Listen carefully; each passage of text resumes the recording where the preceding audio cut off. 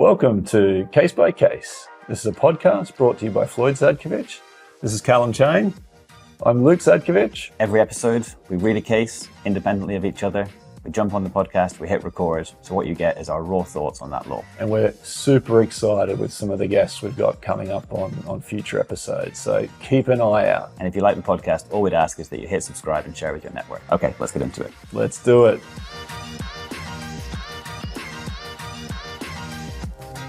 Welcome to Case by Case. This is a podcast brought to you by Calum, Cheyne and Luke Zadkovich from Floyd Zadkovich. Calum, how are you today? I'm very good. I'm glad to be back on the podcast. I think you've done one with Rufus since I was last on, so I've had to make sure I could pick back up and join this one with Phil. I know. You've been a busy man and with a lot of travel in there to boot. But the show must go on, and we are very pleased to have you back today, Calum, and super excited to welcome someone who's been on before, but always welcome on the show, Phil Vagin. How are you, Philip? Doing all right. Thanks very much for inviting me over. It's a pleasure. So for those who may not know, Philip is one of the senior associates in our London team. He does a lot of US and English and Russian and other cross-border disputes and projects with the firm. I work very closely with Phil, so we know each other and are on a lot of things together. So welcome, Phil. Thanks very much, Luke. What's on your kind of to-do list or some of your kind of action items? Well, I think for 2025, I'd be aiming to kind of get into more events that have to do with kind of the Russian-speaking side of the world, actually, seeing that I'm from Russia.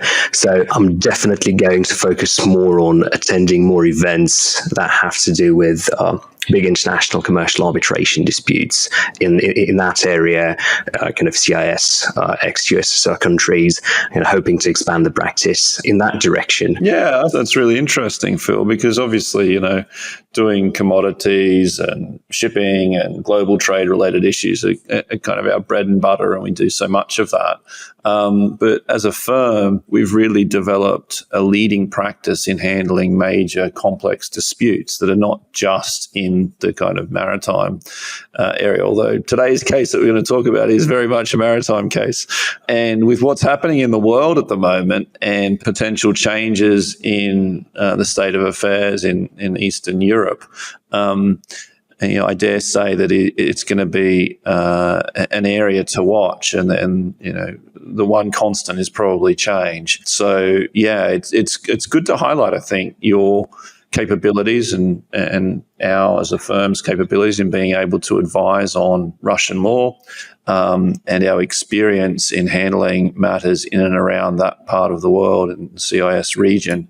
And that, obviously throws through to our English law work and US law work and matters that arise in other jurisdictions as well. So, yeah, and I know you've had some cases, Calum, involving the ever-changing sanctions position and how it impacts in global trade and other areas. Yeah, we had a really interesting case that we ran through the summer defending an injunction, a prohibitory interim injunction that we were defending and seeking to have removed. It was fantastic. It was a really interesting case. We ran it very hard. If we're allowed to pat our own backs, then we won it. We got indemnity costs. It was a good result. Everybody happy. I think we've got some interesting things on the horizon, and as you say, Phil, kind of across the board in a number of areas. So yeah, yeah, Calum, and a great team across the firm. Whereas I feel like we're in a very exciting position going into 2025 with the ability to take on a lot of work, do a lot of interesting stuff, and obviously supported as ever by a number of clients for whom we're very grateful. And for anyone who's listening who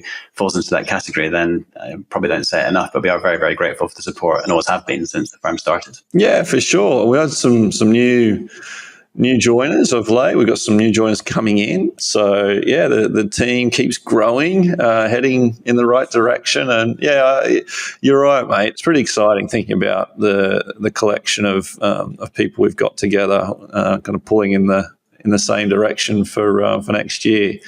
Well, should we get into this case you've selected, Phil? It's a topic that we know very well as a firm. We're going to get into a US maritime procedural remedy called Rule B, which allows attachments of property in the US, in the maritime jurisdiction. I'm going to focus in on a discrete element of that, one that doesn't get tested all that often, I dare say. Like on most Rule Bs, when you think about the various factors involved in a Rule B, which we'll give a bit of a recount on shortly, this particular one is not usually the one that's in dispute, or it's not usually the element that's really being tested in a challenge to a Rule B attachment. We're, of course, talking about the case of Ultra Deep Picasso and Dynamic Industries Saudi Arabia with the Garnashi Riyadh Bank. It's just for the citations, it's citation. So we're in the Court of Appeals, Fifth Circuit. Citation is 119 F 4th 437, and Circuit Judge Wilson of the Court of Appeals gave this decision. And just for those who don't often read US decisions and are kind of perhaps more used to reading English decisions, they're kind of set out a little differently, aren't they, Phil, in that you get this kind of quite helpful summary of the key points that are going to be dealt with in the decision. So you have the decision as it's drafted out, but the case note, I suppose you describe it, the section at the top is set out on key points, and it can be quite useful for researching. And I'd encourage those who don't often look at US judgments to go and find this and give it a good look, because it's a nice example of how you can actually very easily identify the key legal principle that's dealt with in the prose of the actual decision. So yeah, that's the case. You want to lead us off, Phil, and maybe tell us a little bit about the background of this one and give us a little intro? Oh, sure. Just like many cases, this one started with oil, in that Saudi Aramco, the Saudi Arabian oil company, had quite a number of undersea pipelines to repair. And to do that, Aramco engaged a Saudi Arabia-based contractor called Dynamic Industries. Now, apparently the way this works in that sort of undersea pipeline repair and maintenance industry, Dynamic itself did not perform the works. It instead subcontracted with a provider of some very specialized type of vessels called Ultra Deep Solutions. That was a company based in Singapore, and it essentially hired two ships, one called Picasso, and it also had a sister ship called Van Gogh. And if you look at the profiles of these ships, and if you look into what they can do, they're fascinating pieces of machinery, actually. They're called DSCVs, or diving support and construction vessels, and they can support, as the name implies, a lot of diving operations. Like, for instance, they can lower a bell filled with like saturated oxygen to support the divers.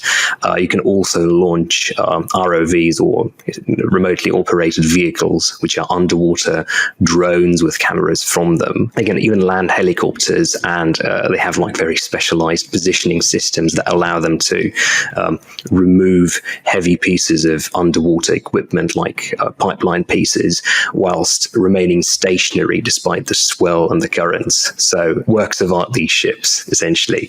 And you wouldn't be surprised to learn that the Van Gogh and the Picasso were chartered at a handsome price of about $50,000 per day to Dynamic. But at the end of the day, after the cables were replaced, Dynamic then failed to pay Ultra Deep, the owner of these vessels, for the use of the Picasso and the Van Gogh, to the tune of about $10 million in total. Now, the contract itself, it had nothing to do with the United States. It provided for arbitration in Dubai before the now defunct Dubai International Financial Center with the LCIA. So that was some sort of a joint setup there. And if you're interested, what the case has to do with the US is Ultra Deep's lawyers, in their efforts to see where the money was that they could seize and enforce any award against. They must have found out that Dynamic, which is a Saudi entity, had several bank accounts with the Riyadh Bank, itself a bank registered in Saudi Arabia. So any accounts that they could have had with Riyadh were an obvious target for Ultra Deep's counsel. But apparently doing anything in Saudi Arabia was problematic. Maybe they had local restrictions on whether you could apply for essentially pre-award or pre-judgment seizure of accounts. And they decided to look at a US angle, like many plaintiffs would. And they found out that Riyadh Bank had some presence in the States, in Houston, Texas, even though it had no branches in the US as such, meaning you couldn't walk into a building in Houston and just withdraw money if you had an account with Riyadh Bank. It did have a so-called foreign bank agency in Houston, which provided some but not all banking services. For instance, you could discuss how to open a letter of credit there, obtain a guarantee, or obtain credit as a business.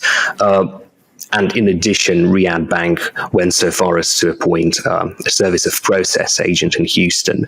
But what you couldn't do was withdraw any funds there. There wasn't any physical location in Houston or elsewhere in the US, for that matter, where a client of Riyadh Bank could walk in and say, I want my money. So basically, there was a bank in Saudi that had some branch office is the right description, but some office, some presence in Texas. That presence was somewhat limited. It wasn't a full functioning bank branch with the ability to take money out. It had some kind of role in which it would open LCs and guarantees and other documents. But really, it was almost like an agent of the bank in Saudi Arabia. Is that kind of right? Yeah, something like that. I mean, it was complicated slightly by the fact that Riyadh did have a license in Texas that, if it wanted to, allowed it to conduct all sorts of banking activities, including accepting and holding deposits like a regular bank would. But just on the facts of this case, it didn't look like Riyadh actually did that. So its presence was very much limited. You could discuss more business matters like opening a letter of credit or obtaining a business loan, but you couldn't withdraw funds from any location. Sounds more like a representative office of some kind than a fully fledged bank operating in Texas. But nonetheless, it's an interesting argument, and it kind of, in the context of an attachment, it throws up some interesting points here. And if we perhaps just go through Rule B for a moment and talk about what Rule B is.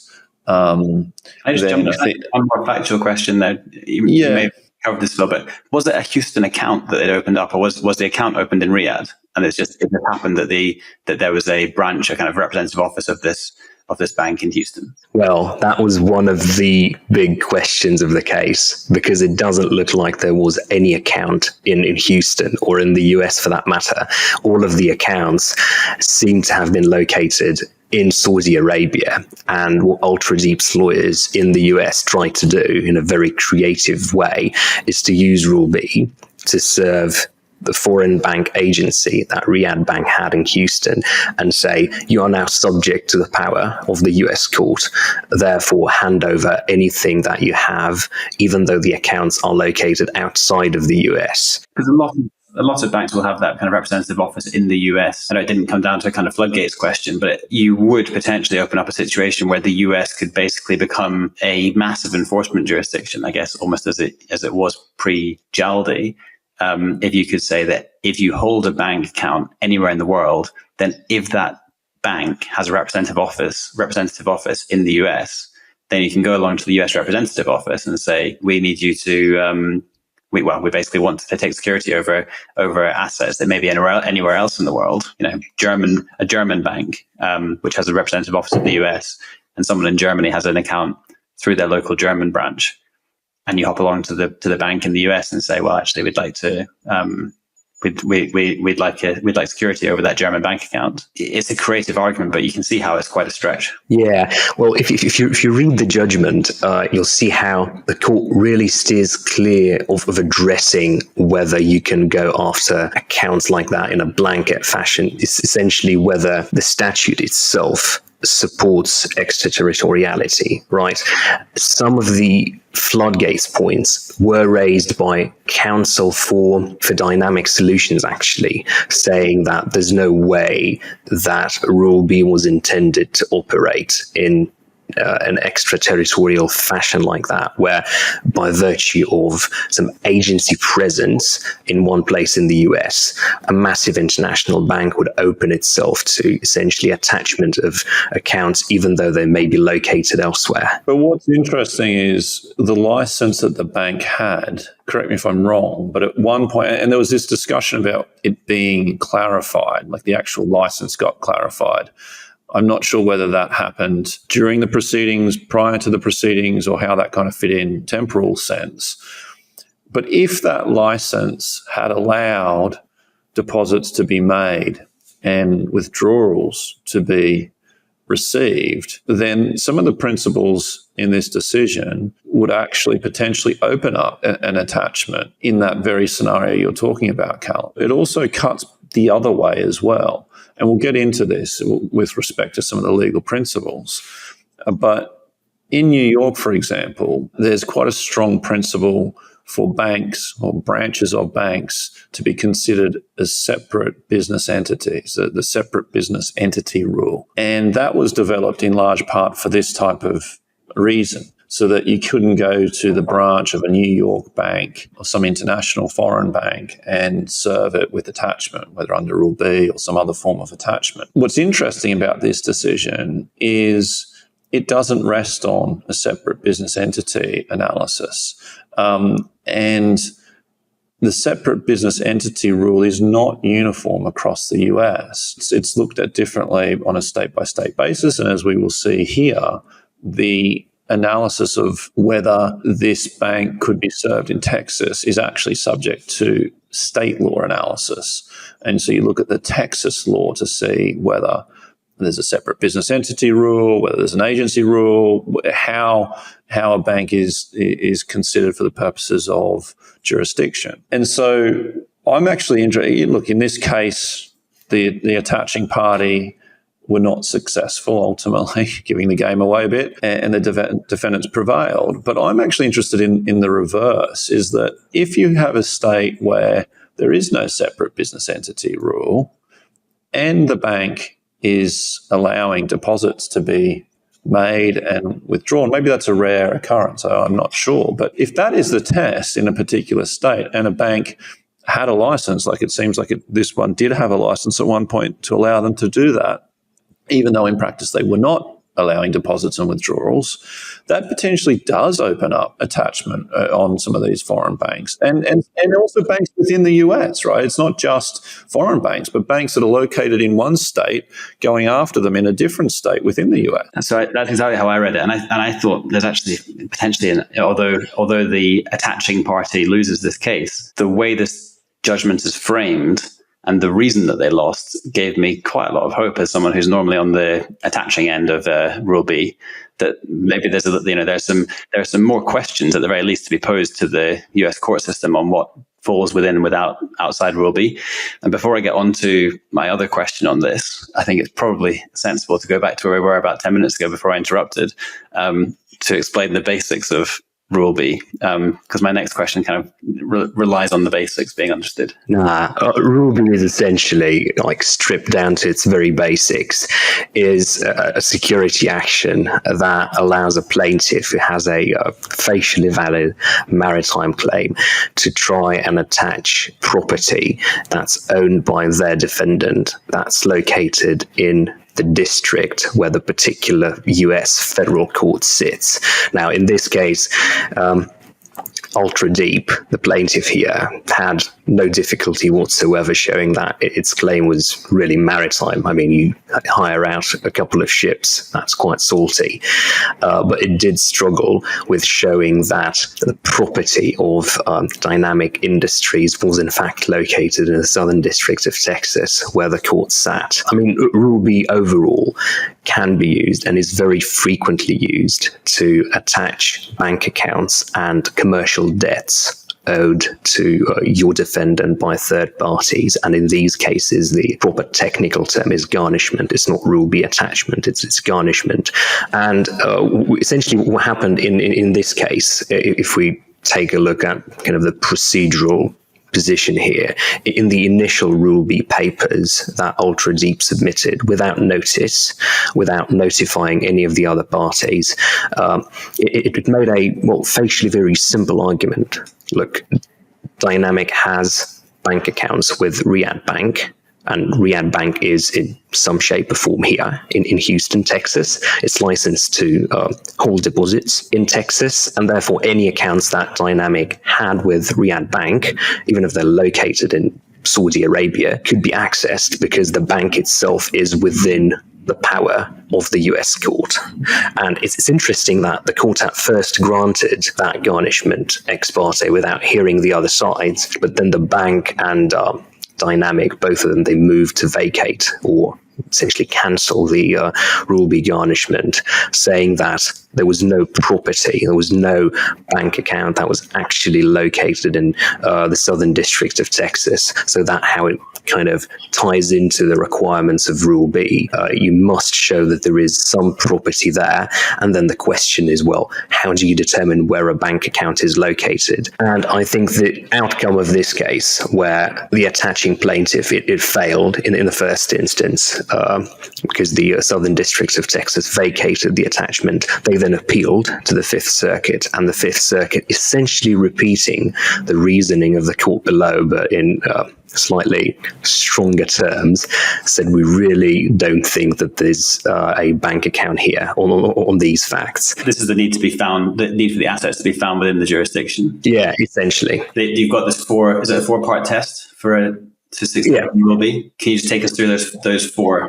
Yeah, I can do that. Look, the four-part test comes from a case called the Acquistoli. It's also looked at as well in Boland Marine in 2020, which I'd encourage you to have a look at. In that case, the Boland Marine case is referred to a lot in this decision, and there's a string of other authorities as well that look at Rule B. The first element of the 4-part Rule B test is that there has to be a valid prima facie admiralty claim against the defendant. And that's one that we regularly deal with and have debates about. For example, we'll often be approached by a commodity trader client asking whether an international sale of goods that are to be carried by sea are a maritime claim or not. Is that a maritime contract? Well, the short answer is no, but elements of it may be. So the demurrage elements of a sale contract could be. So that's an example of where the question of whether the claim is maritime or not, whether it falls within maritime jurisdiction, is satisfied. So that's element number one. Element number two, the defendant cannot be found within the jurisdiction. So if the party you're pursuing is in the same district as the property that you're looking to attach, that defeats Rule B. There may be other ways to bring an action against that target defendant in the jurisdiction, because you will be able to establish personal jurisdiction, subject to other points, of course. But the principle that we're looking at here under Rule B is when the defendant is not found. This is not a measure to use when the defendant is in the same district as the property. Then the third factor is that the defendant's property may be found within the district. And as we said at the start of this isn't one that's often tested. This is the issue here in this case, whether the defendant's property may be found within the district. And we'll get into the guardrails around that, and this case is useful for clarifying it. And then the fourth element of this Acquistoli test is that there is no statutory or maritime law bar to the attachment. So an easy example there is where there's a time bar. If there's something that knocks out the claim at a threshold level, then an attachment shouldn't be given, because this is, for others who deal with attachments and other security actions, this is a measure that doesn't get into the merits of the underlying claim. It's intended to be security in support of a substantive claim. That said, there still needs to be some initial threshold you get over. So you have that threshold on valid prima facie maritime claim, but you also have this outright threshold that there's no statutory or maritime law bar to the attachment.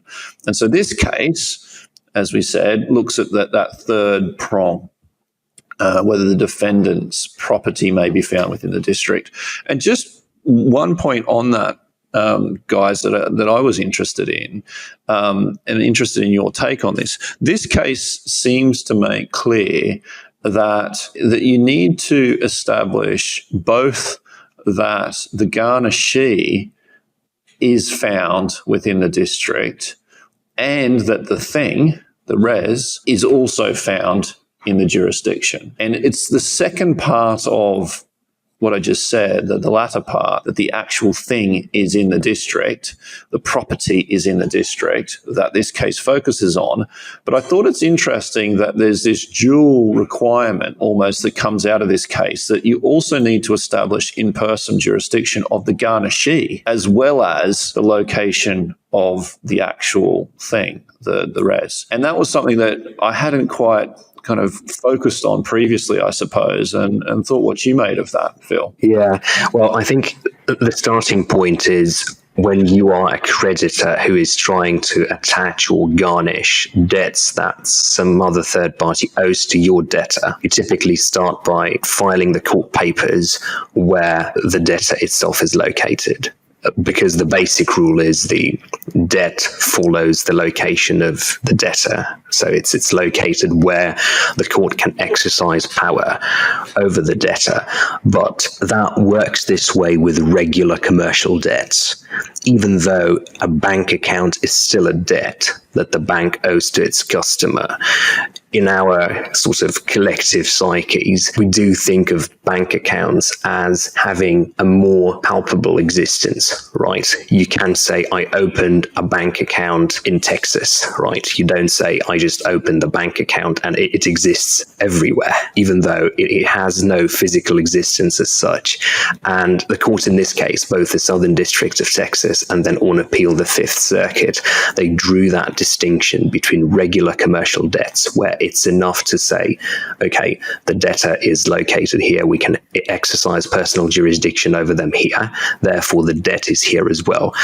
And the rule in Texas that they developed is to say, wherever you can withdraw funds from a particular bank account, that's where the bank account is located. And it can be restrictive in some respects, like happened in this case, where you're dealing with some sort of bank presence which falls short of a full branch, like if there's no ATM, if there's no ability to withdraw funds. But it also, and I think Calum alluded to that earlier, gives you as a plaintiff, as the attacking party, some advantage, because you can say, look, if you can withdraw money both in Texas and in Florida and in Louisiana, and also in California, these are all options for you as the plaintiff to go and to try and say the accounts are located at the same time in multiple locations. And actually, I think both courts say that's a possibility. That's what happens if all of these jurisdictions recognize that a bank account is found where you can freely withdraw money, because you can do so in multiple locations at the same time. Here's my kind of counterpoint. Yeah. From a person who's defending a Rule B perspective. Of these four limbs, I think it's limbs 2 and 3. Limb 2 is that the respondent or the defendant cannot be found within the jurisdiction. And limb 3 is that the assets can be found within the jurisdiction. And there's practical reason that you have those two and they're connected. This is essentially a remedy to secure a maritime claim. So if a ship calls in a port, then you can go to the court's with jurisdiction over that port, and you can say, there's a ship coming into this jurisdiction. We can't access the defendant's money or assets here or we can't access the defendant itself here. We can't bring a claim against the defendant here because the defendant's not here, but we can bring a claim against this ship, or we can attach this ship in this quasi in rem proceeding because the ship is here. Defendant's not, ship is. So limb 2 and 3 are very closely connected. If you have a situation where you have a bank account, and the test for whether or not you can attach that bank account is whether you are in a jurisdiction where you can make a withdrawal, then my gut instinct, as was Luke's, is that you probably therefore expand the number of jurisdictions in which you can make that attachment. It's not just the place where you set up the bank account.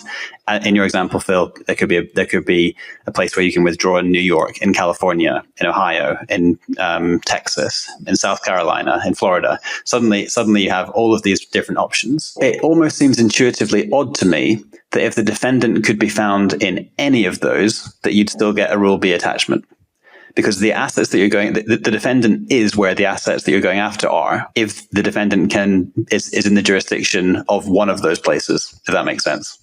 Like, is there an argument that you can actually narrow the scope of Rule B based on the second limb and say that the second limb would be satisfied in this banking context, as long as the defendant is somewhere where you could access the same assets on the basis of making a withdrawal from a bank account? Yeah, I think there's a distinction here, though, right, between the ability to find or not find a defendant in a particular jurisdiction, right, which is the second requirement, that the defendant not be found, and the separate question of how do you determine where a bank account is located? Because you do need to have a rule, right, which tells you where a particular piece of property or a particular debt is located. And I think the one that they have developed here is one of control, like where can you exercise effective control over the funds, where you can perform kind of the last act that, that kind of stands between you and the money, essentially. If we take it as read that the ratio here is basically, as you say, Phil, where can you do that last thing that stands between you and the money? If it follows that you can do that last thing in multiple jurisdictions within the US, and if the defendant can be found in one of those jurisdictions, then it almost seems to bypass entirely the reason for having limb 2 and limb 3. If you can just hop on the interstate, go over the state lines, go into a jurisdiction next door where you can still use the banking facilities, but the defendant can't be found, and say, we'll take security over the bank account here instead, please. Yeah, I think that does allow the plaintiff this essentially smorgasbord of options, right? And it does allow some forum shopping. But I think maybe that's just a person who has appeared more on the plaintiff side of those things speaking. But I think that's the consequence of the banks setting up so many locations everywhere and allowing their own customers to withdraw funds from many different locations, right? I'm not seeing how that necessarily harms the defendant that much, because on the one hand, they do enjoy the flexibility of being able to access their funds almost everywhere, right? And I think another thing is it's not as if the majority of the states in the USA have adopted this approach, right?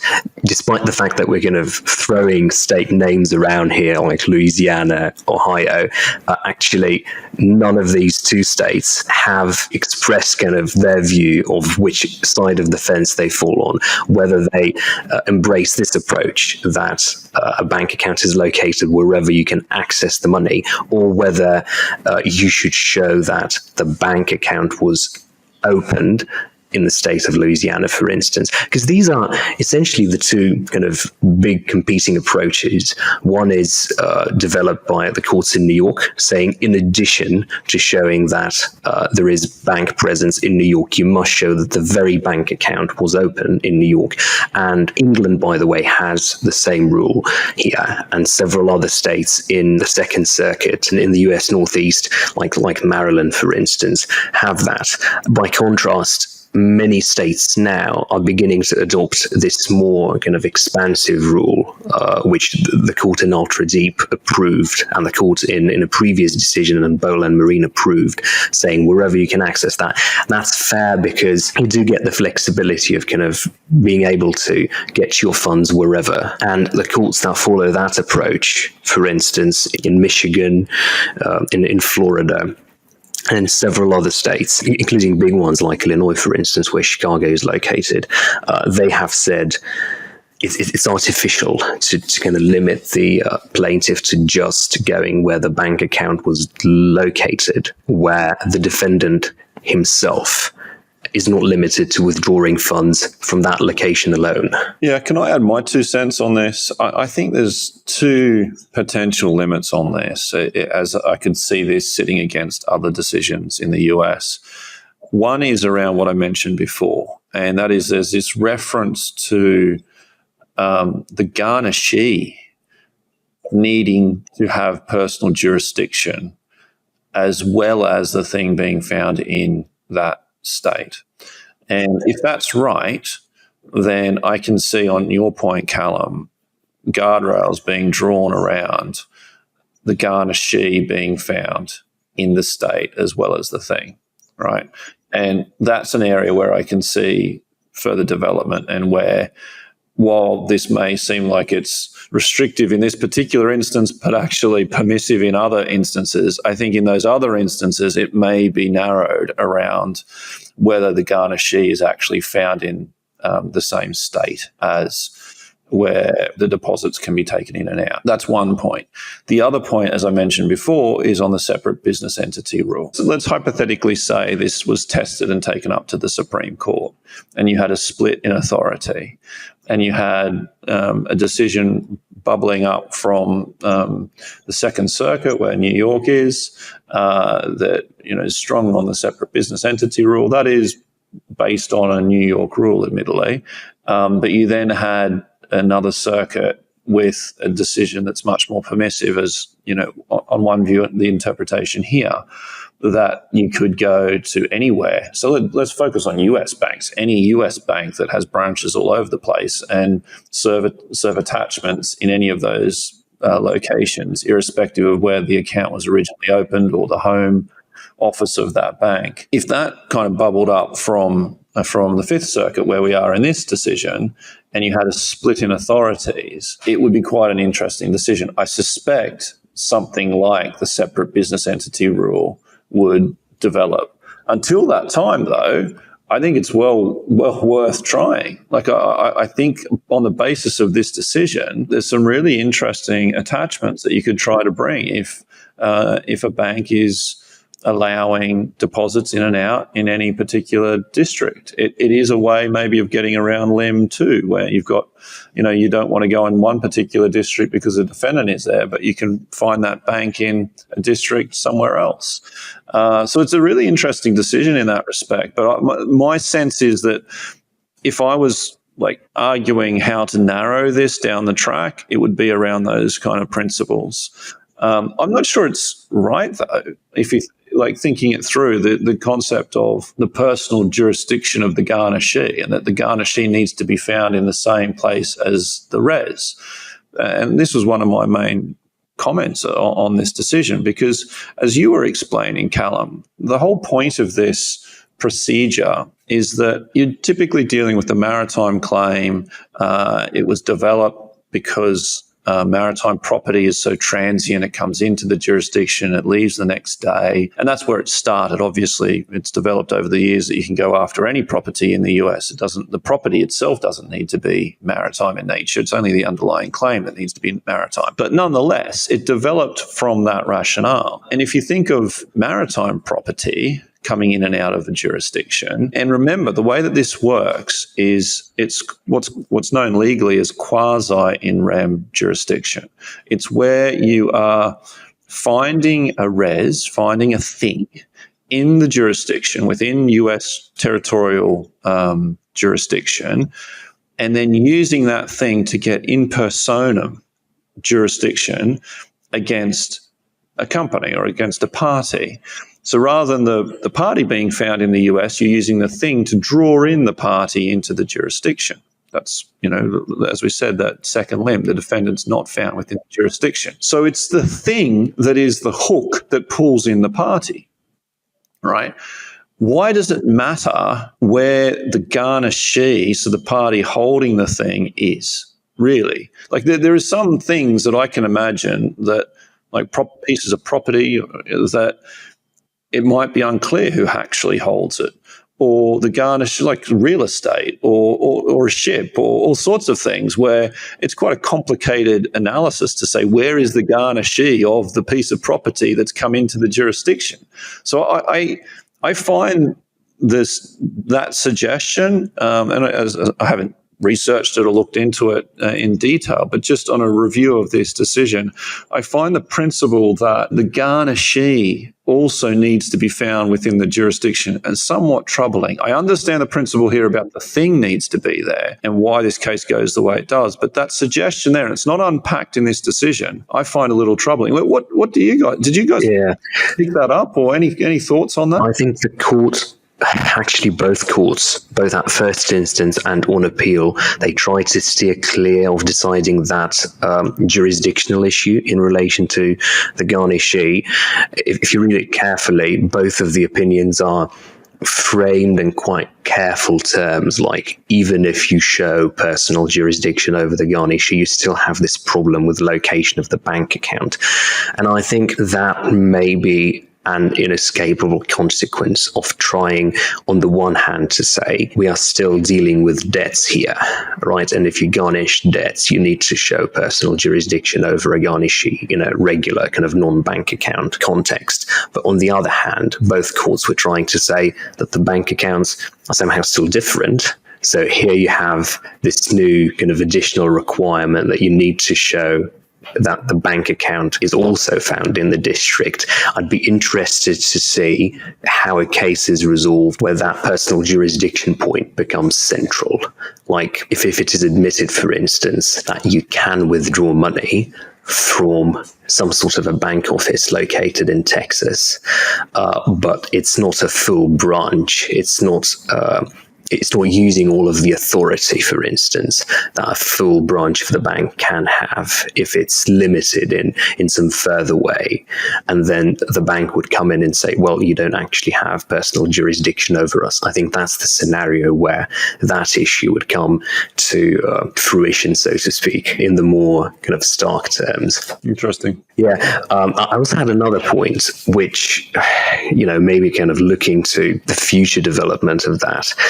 We have been dealing so far with seizing assets, with garnishing and attaching actual bank accounts, preventing the money from being moved. But notably, the US courts have not adopted the same kind of territorial approach of, requiring people to show where the bank account is located in discovery disputes. Like if you look into some of the cases decided under Section 1782, for example, which merely seek discovery even about assets, they do suggest that you can go after a discovery target, like an office of a multinational corporation that's located in New York or in Texas for that matter, and be asking for information or documents that are located partly or wholly outside of the US. And in these scenarios, the US courts have recently found themselves to be more willing to assist a claimant like that. So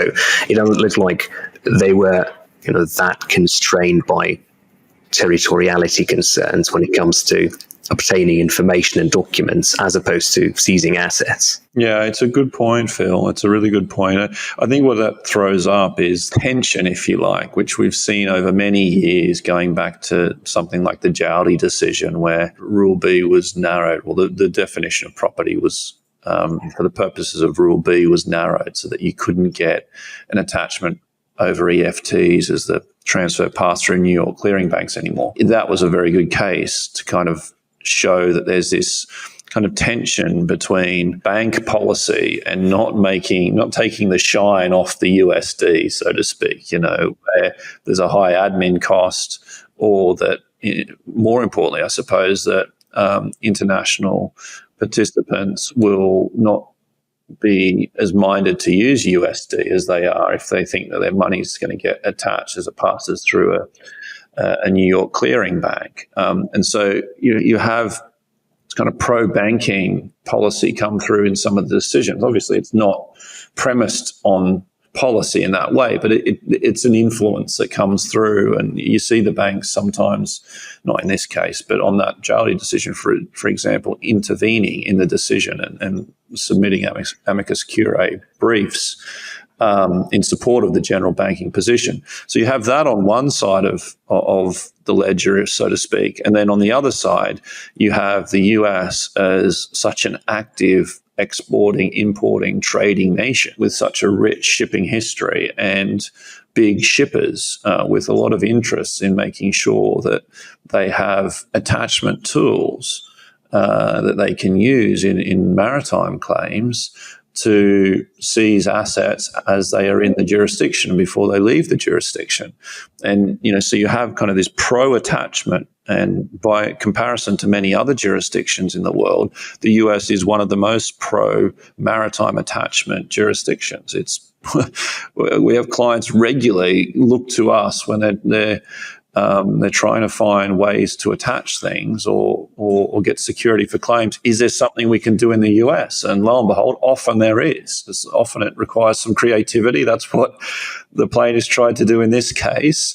But you then have you see this really interesting tension play out in the authorities with a pro-attachment in on one side, and protecting the shine of the USD, as I say. So I think some of these principles that we're talking about are playing in that stadium, on that field. Yeah, I think some of the kind of different outcomes that you see in different states, like for instance, comparing the separate entity rule that has been adhered to in New York since I think the mid 60s quite steadily, and the decisions in Texas, they essentially display the differences in values and kind of policies of these particular states. Like, I can totally see why the separate entity rule has been developed in New York specifically, where all of the banks are headquartered, whereas the people in Texas would be more prepared to say, look, you've got a full branch here. This is where you are. If you don't want to be subject to the laws of the great state of Texas, don't open a full branch here. Well, exactly. Yeah, and I've got a lot of sympathy for that point. Look, guys, as always, we've kind of gotten into it and time has flown. Any concluding remarks, final thoughts, Calum, Phil? I feel like we could spend the whole afternoon talking about rule B attack. Yeah, for sure. No. I mean, that case is rife with like things that lawyers find fascinating, quite aside from kind of the shipping background and the fact that the Picasso and the Van Gogh are just such fascinating ships in and of themselves. It's like questions about, okay, where is a bank account located? Where can you establish jurisdiction over like an international company? These are very much still at the forefront of kind of legal thinking, right? These are things that we lawyers just tend to find fascinating, and Super interesting. That's a great place to end, Phil. I like that thought a lot. Yeah, couldn't have said it better myself. Well, thank you very much for your time, for jumping on and joining us today. As always, it's been a pleasure going through a case with you. Welcome anytime, Phil. Thanks. And to come full circle, I hope 2025 is a good one for you personally. And to all of our listeners, to our clients, our contacts, just those interested in the pod, colleagues out there, arbitrators, everyone else that we come in contact with through our professional network. Thank you for listening in. We hope you've enjoyed the various episodes we've put on during the course of 2024. We'll be coming right back at you again in 2025. Hopefully that's a good thing. I know I'll speak for myself, Calum. I very much enjoy this. It's one of the favorite things I do on a fortnightly basis, catching up with you, catching up with guests, reading these cases and sharing some thoughts, getting the feedback from people, hearing how these cases are relevant for clients. And we do encourage you to get in touch with us If anything's of interest to you, something sparked a debate. You see it on a case you're dealing with. You say, "Hang on, I'm not sure about that." Get in touch. Drop us a line. Plenty of people do, and we enjoy the activity. And as always, thank you for sharing the podcast, for liking, all those good things that podcasters like you to do. We're very grateful for that. And all the best for 2025 to you all. Happy holidays. Happy holidays, everybody. Happy holidays. Bye.